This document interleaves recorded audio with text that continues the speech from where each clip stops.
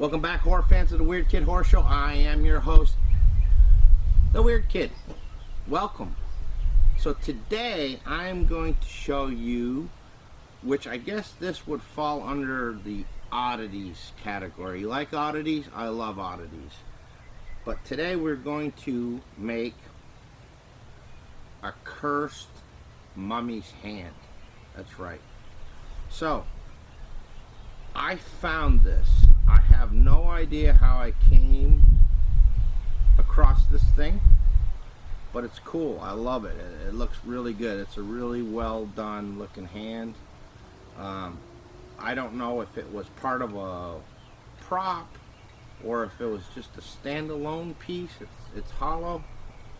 But if any of you know or recognize this and you know where you can find them, please comment down below with a possible link of where you could buy these. Maybe you could find them on eBay or something. But I mean, you got to look at the detail of things, even the fingernails. Okay, so excuse me. So I'm going to show you something I learned, and it's really effective and super cheap and easy. Okay, first of all, I got this dome, this glass dome, tabletop display dome. And this one here is 5.7 inches in diameter and 11.8 inches high. I bought this on clearance at Walmart. But you know who carries these? Michaels, Hobby Lobby, and especially Hobby Lobby and all of these places, they run specials once in a while. They have like 50% off or whatever, and so these things come in handy. So you'll need one of these. You're gonna need a hand. It doesn't have to be this one, although I like this one. I know that Keith over there at Cobwebs and Candlesticks bought some hands for his Gravedigger Mortimer, and they weren't what he thought they were going to be, and so he was pretty disappointed, and I guess was ready to just chuck them. So this is a possibility to salvage them things. Okay, so we got our hand, we got some water, we got some paint and brushes, and I got some napkins for cleanup. Clean the brushes out when I'm done rinsing them. And the secret ingredient: sports tape. That's right, sports tape. It's has a really good elasticity to it, and it's got a nice bond, and you can paint it. It takes paint really good because it's like a cloth. This stuff is great, I'll tell you what. I use this stuff for a lot. Soon I'm going to be posting the I'm going to be doing the Plague Doctor 1/1 scale build. And I use this for wraps on his legs and boots, and good stuff. So, and then of course, if you so choose, labels. I made these labels. I've got some different ones. I've got if you want, I'm going to provide a link to the Creepshow Fluffy Hair Specimen video, where I show you how I made my labels. It's just a generic label, and it says, you know, it's a specimen. You can write cursed mummy hand or whatever the case may be. But one of the things that I plan on doing, we're going to make this into a mummy hand today, and put this in here. He almost fits perfectly. But one thing I'm going to add later on, I'm going to purchase a ring, this ring, and it's an exact copy of Boris Karloff's ring in the classic Universal Monsters movie, The Mummy. Doesn't have to be the replica from the Universal Studios Mummy. You could find anything like a scarab type ring or something like that, but it kind of enhances it. And who knows, you know, there could be a curse attached to removing the ring. You know, grave robbers and pillagers dig up these bodies and take the gold and the jewelry and what other kind of valuable artifacts that they could find. Well, the ring could be the curse. If you remove the ring, then you get the curse. Well, just take the whole hand and you're good.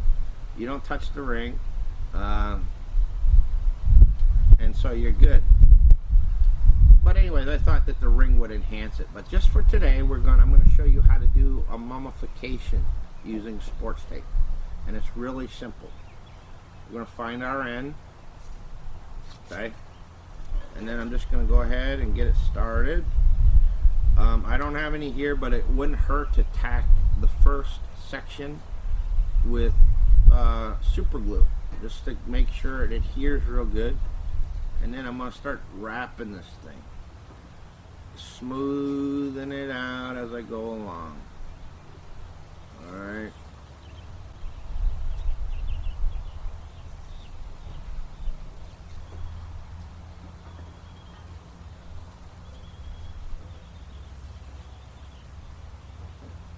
Just wrapping. Just continuing the wrap.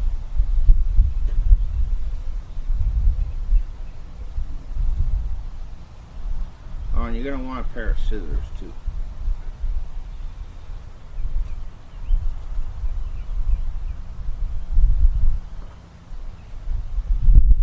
So you have to stop at some point in time because you can't continue to wrap without it getting like bound up, okay? So what I do in that case is I cut it. Imagine that, huh? That's a pair of scissors. Alright, so we're going to cut that, smooth it out. So now we're getting started here. You're starting to get that mummy feel to it. Alright, and so what I want to do is I'm going to go ahead and take a piece and cut it.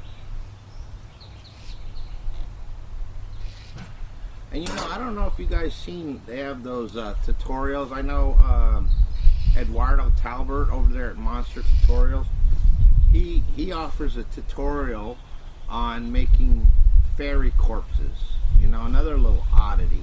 And you can use those dollar store skeletons. Sometimes you can buy them on a string as garland. And then you can manipulate with your heat gun. You can manipulate the joints, like bend the knees or whatever the case may be. So if you take this stuff and you cut strips of it, you could do little miniature mummies if you so choose. Alright, so I'm going to go ahead and I'm going to do this thumb, I think.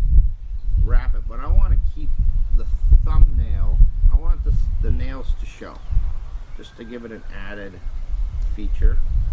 Go ahead and wrap this thing tight. You might get a little bubble here like this, a little bunch, but it's okay. So when you pass back around, you're gonna squash that, and you'll find that this stuff, when you can work it and knead it into place, it'll adhere really good. And don't be afraid if you gotta tack it a little bit with a little super glue here and there. That's okay too. So we just want to get this thing wrapped up. Alright. So I'm going to do that. Smooth that out. When you look at real ones,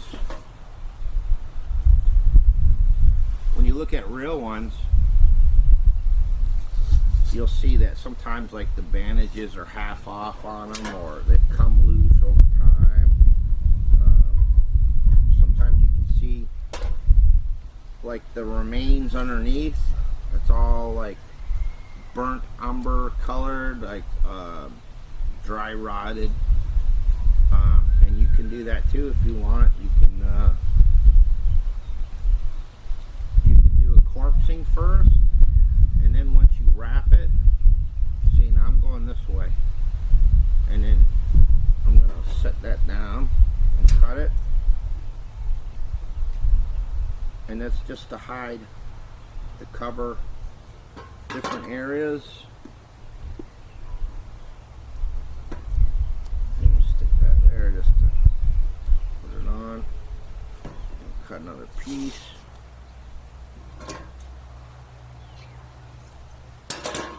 I'll keep working on this thing.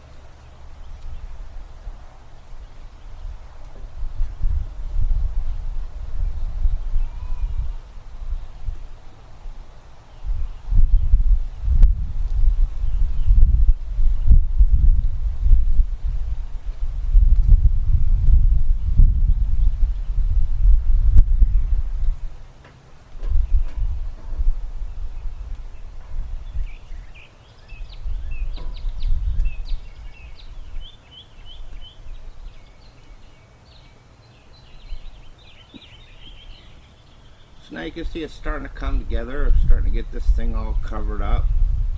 It's looking good so far. You're gonna want to do each individual finger, and then do a wrap around. So I'm gonna continue.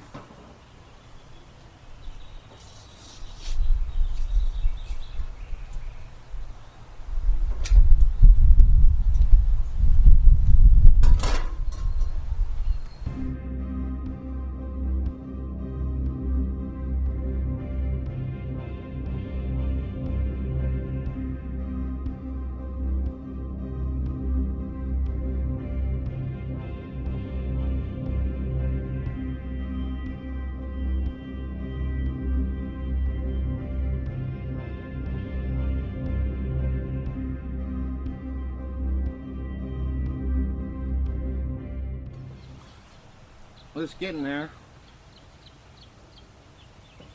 It's no brainer. It's not rocket science. You just want to get everything covered up, but you want to do it as tight as you can so you can see those lines, you know, the classic, because we're going to show you what we do to that to make it pop when we paint it.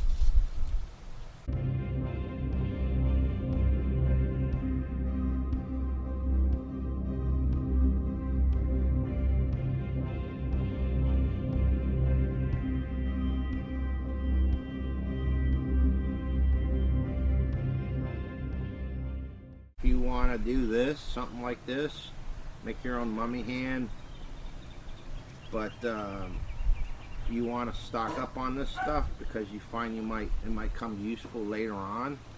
It's probably a good idea to spend the $10 for the 4 rolls.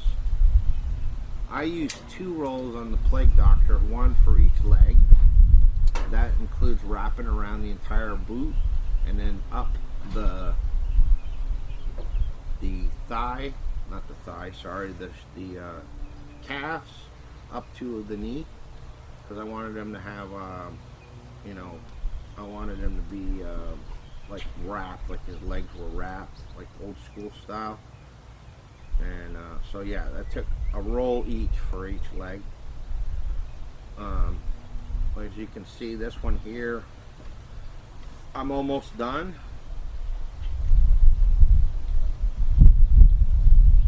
And I still got quite a bit to go. So now it's just filling in a little bit here and there. Then we're going to be able to paint this thing. I'll show you how we're going to do that.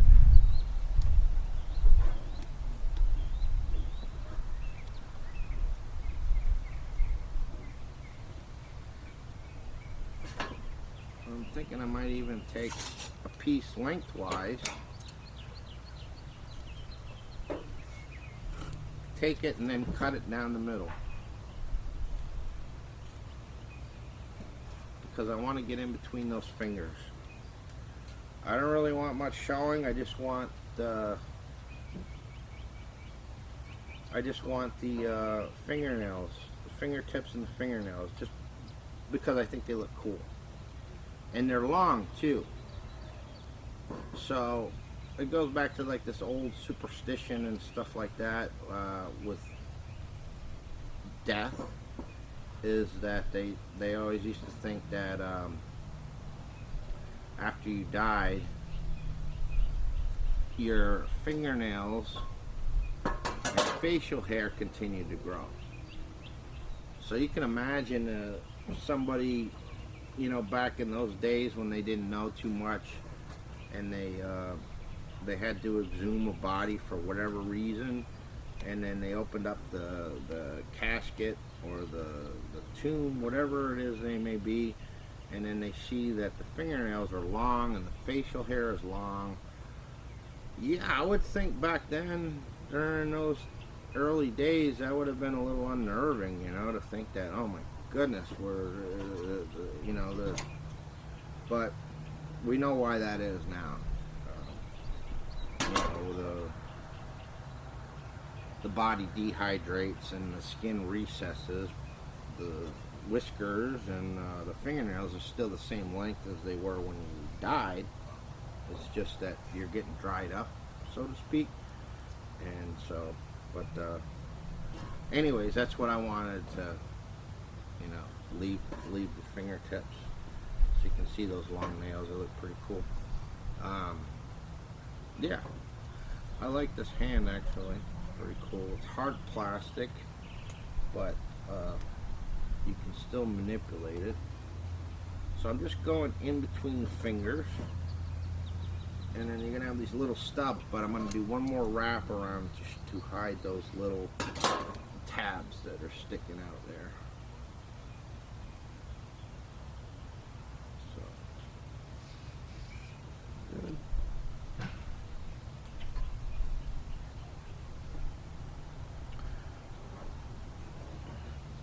So what are you guys up to anyways? I'm really interested to know what you're all building these days. I know a lot of you, if you're not considered an essential worker, are at home. Hopefully you're not going cuckoo. You're staying busy. If you are building, what are you building? Feel free to head on over to my Facebook page, The Weird Kid page, which I'll provide a link to this video. And I'm also going to provide a link to Vic Springsteen's page, Graveyard Creepers, and Keith over there at Cobwebs and Candlesticks.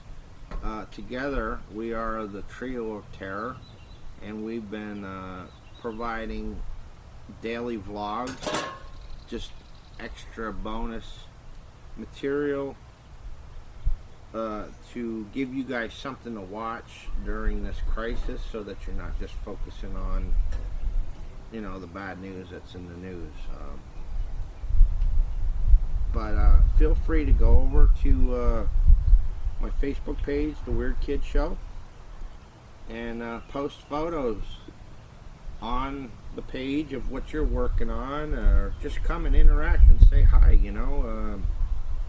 I try to answer every single person that comments on my videos, and I am genuinely interested. If you got a project going and you don't have anybody to share it with us.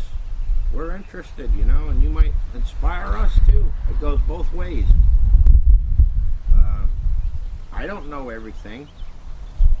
I know these other guys don't know anything, and sometimes it's daunting to start something that you're never comfortable with, like the Plague Doctor, for instance. I'd never built a 1/1 scale figure. This was my first time, and it was a little daunting because I've never done it before. But sometimes you just gotta say screw it, and then just jump in with both feet, and then be diligent and resilient and focused, and to follow it, to see it through to the end. Because if you're working on something and you find out, you see it's like not quite working out the way you thought it was, it's easy to get frustrated, or you think, oh man, I'm giving up on this, it's not working. It's at those times to where you need to dig deep. You need to first of all take a step back and walk away from the project for a little bit, and then maybe if it's late at night and you're working on something and it's not coming together, maybe you're tired, or so it doesn't hurt to and there's no harm in taking a break, stepping back from a project that's not coming together the way you thought, and coming back to it later, maybe the next day, or even give it let it sit for a couple days, be surprised. You might find that you'll see something or realize something that you didn't think of before, or a new idea or a change of direction to help you follow through to get to the end. And it always works out. It always works out. So anyways, okay, so we got this all taped up. Our mummy's hand is officially wrapped. So now we got to paint it. And in order to do that, I need to put a flat base color. Okay? So, I've got, this is a nutmeg brown. I'm going to start with that. Squirt from there. Some brushes. Alright, now this is going to be what we get down in the cracks and crevices. Okay, so this is just the base color. If you look at actual museum, mummies that are in the museum and stuff, and they all seem to look the same. They have this sort of color to them, and the wraps are, you got the base color, which is what's down in the recessed cracks. Alright, so we're going to be using a lot of paint because this is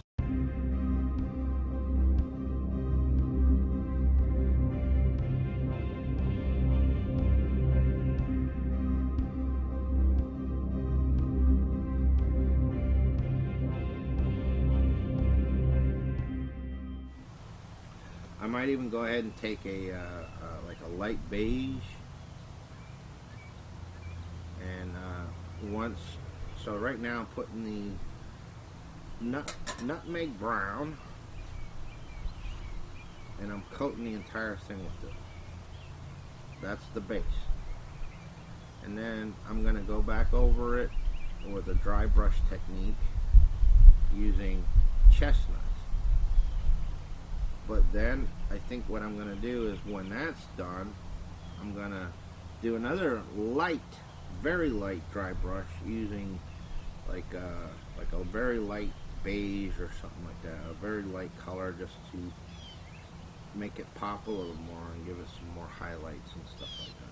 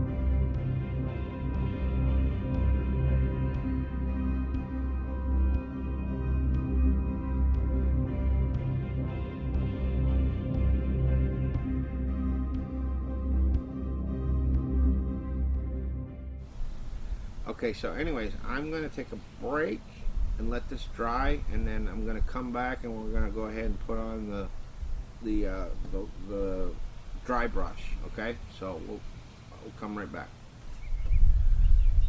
All right, we're back, guys, and the hands had a chance to dry, so now we're going to go ahead and do a dry brush technique. Now, I changed my mind about using chestnut. I think it would just be too loud, so I went and grabbed the Territorial Beige. We're going to give that a try and see how it looks. So I'm going to give me some here. So the important thing about dry brushing is you don't want a lot of paint on your brush.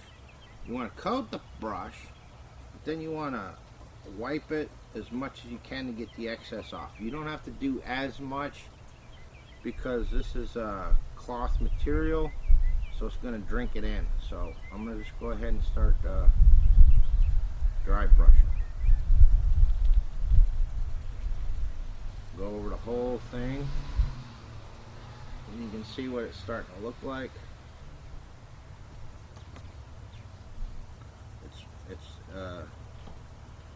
You're going to see it's got it's going to highlight the bandage, but then it's going to leave like darker colors in the recesses, and that's what we want. Whole thing. You don't want to paint the fingernails or the fingertips though. You want to keep them darker, dehydrated color. You see those mummies when you see them in the museum and stuff, and they have areas where the bandages are rotted away or whatever the case may be. It's almost like I don't know, like a rouge color, like a reddish brown from dry rot from sitting in that coffin for so many years. I mean, decades.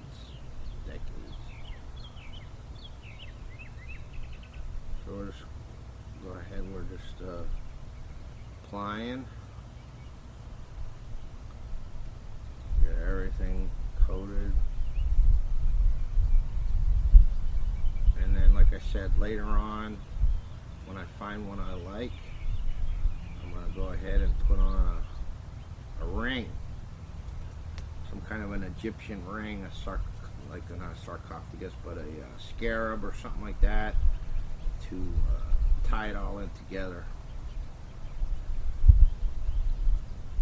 So now it's starting to look like something. It's getting there.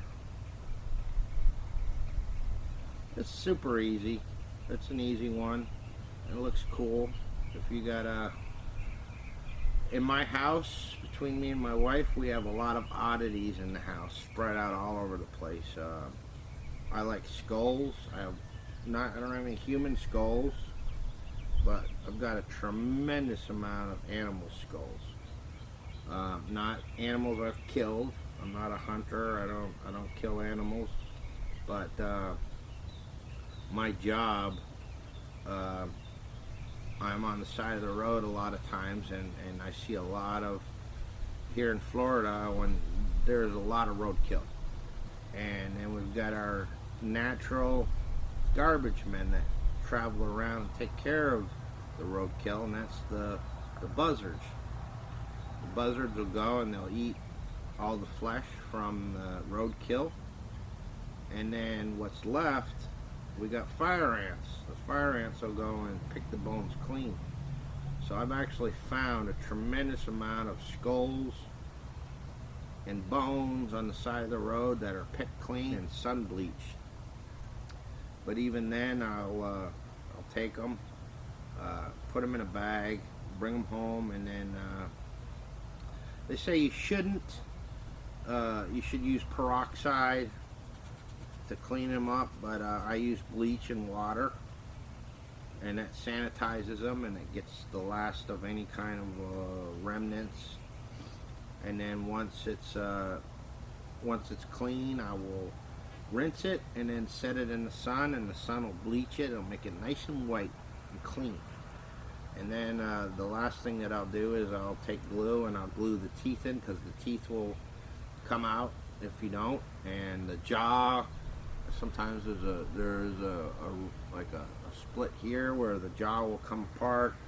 There's different parts of a skull that you need to glue if you don't want it to fall apart. So I'll do that and glue the whole thing together, and got them on different shelves around in the house, different things, just like oddities. So it's kind of cool. One day I would like to have what's known as a cabinet of curiosities, and in a cabinet of curiosities you could have all kinds of oddities and stuff like that. Like we've got I bought my wife for her birthday one year, it's a two-headed fetus skeleton. It's pretty cool. Pretty cheap too. You can find them on eBay. But that's the thing about oddities and curiosities, is that if you got a cabinet of curiosities, there's a lot of what's called gaffs. And gaffs is a term that was coined in the early days of the circus, specifically P.T. Barnum. P.T. Barnum used to say that there was a sucker born every minute, I think, or every second, I don't know. And he would have freaks, as they were called back then, people with different genetic disorders or whatnot, like 3 legs, or skin conditions, or people like Schlitzie. That was a famous sideshow freak, as they were called. But then they had gaffs. He had things that were artificially made to fool you into thinking it was real. Like one of the famous gaffs is like the Fiji mermaid, and which was nothing but a monkey's head sewn on a fish's body, and people would pay to see that stuff. And so this would be considered a gaff, if you will. And you know, it could be presented as a real hand, if you know. That's what a gaff was. It's something that was meant to fool you into thinking it was something fantastic that exists but isn't actually real. So, okay, so I think we're almost there. Just put a couple more highlights here and there. At this point in time, I don't want to coat the whole thing. I just want to go on the bandage itself and steer clear of the edges, because it's going to give it dimension. And so there we have it. A cursed mummy's hand. But what's cursed about it? Okay, so we got a couple. I got a couple ideas. Something you could try if you want.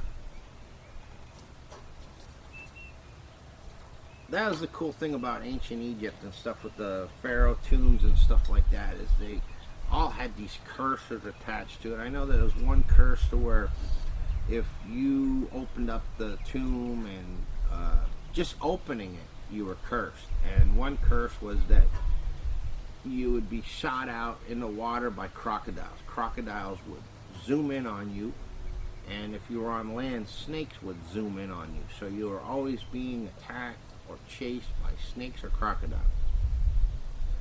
Florida, we don't have a tremendous amount of crocodiles. We got more alligators. We do have our snakes. We got some of the most venomous snakes, like the coral snake, aggressive snakes like cottonmouths and rattlesnakes and everything else. But I'm not going to worry too much about being chased by a cobra or anything like that. Anyways, so we've got the glass dome. I'm going to take the sticker off.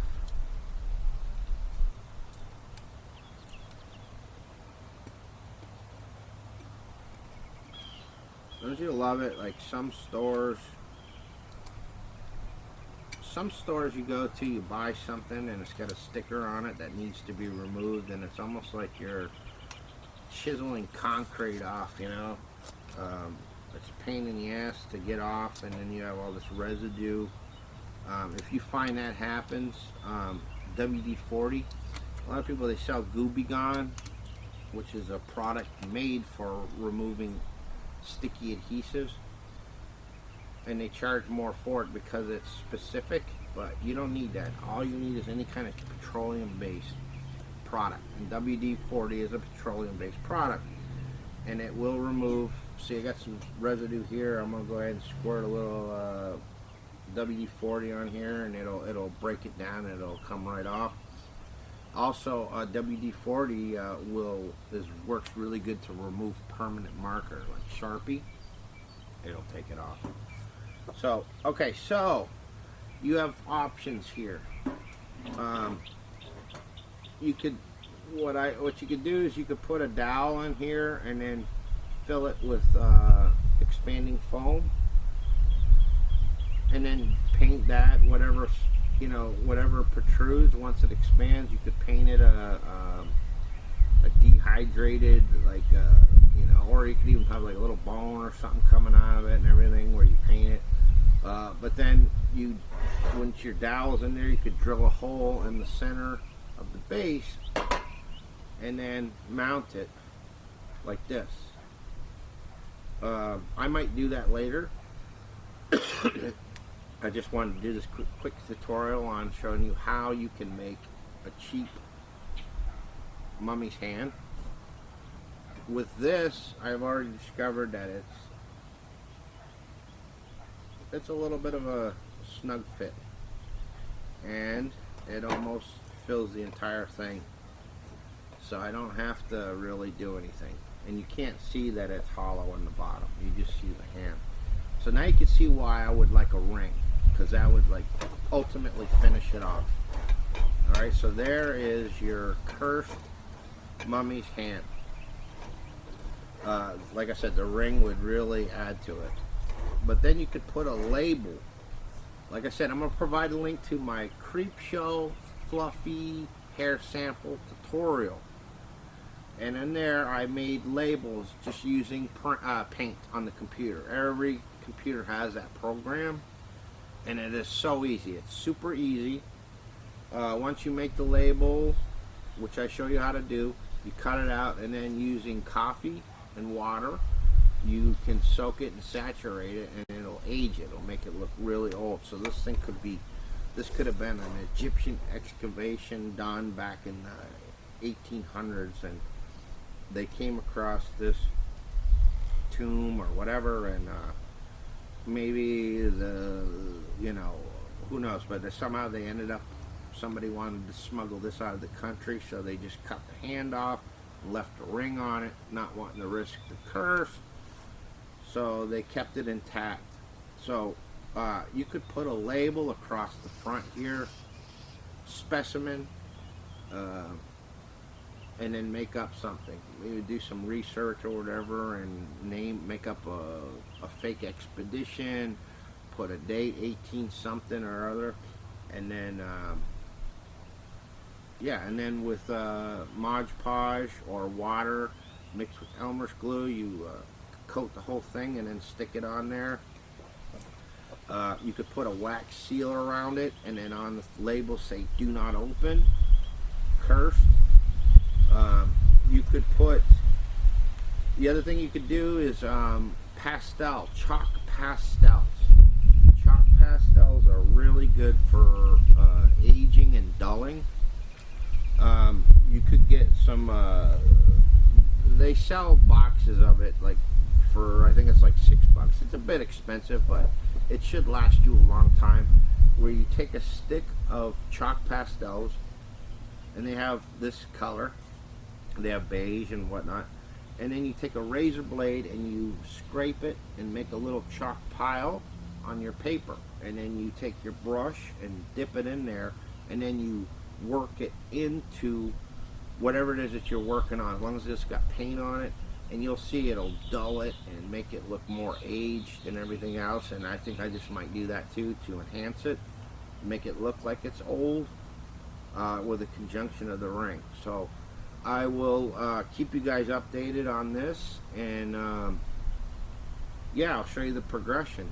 And I got some more tutorials coming up, guys, and I just want to say thank you to all my subscribers and the new subscribers.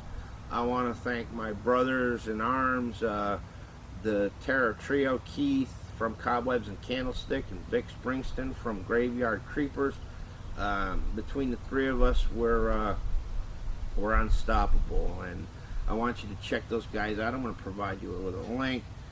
Please like and subscribe and hit the bell. If you hit the bell, you're going to get notified when I upload another video. And I encourage you to go and subscribe to these guys too, because between the three of us, we're always doing vlogs and builds. And let's face it, the world's gone crazy. There's a lot going on. And if you sit there and you're stuck watching the news, it's going to get depressing real quick, because it's just bad news after bad news. So rather than sitting around watch TV, turn it off, turn on YouTube, come check us out, and then pick up some materials, pick up a paintbrush and get busy, start building something, you know. So until tomorrow, I'm gonna do my daily vlog later on today, every day until this crisis is over. But until next time, I appreciate you guys so much, and thank you, and we'll see you next time. Peace.